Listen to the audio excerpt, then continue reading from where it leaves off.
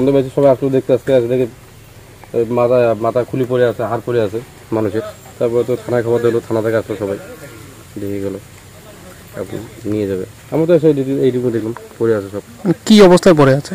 এই যে জেবে আছে, এখানে রশি ঝুলে আছে, হাড় নিচে পড়ে আছে, মাথা খুলি, প্যান্টও দু সাইডে পড়ে আছে।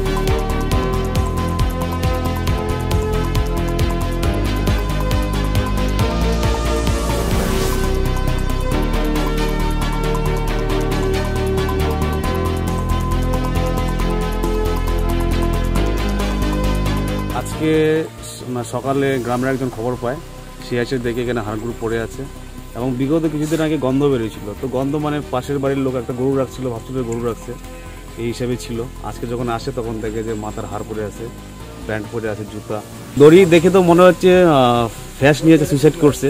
কিন্তু তদন্ত করলে বার হবে কি করে মারা গেছে, কি সমস্যা, আমরা কি করে বলবো।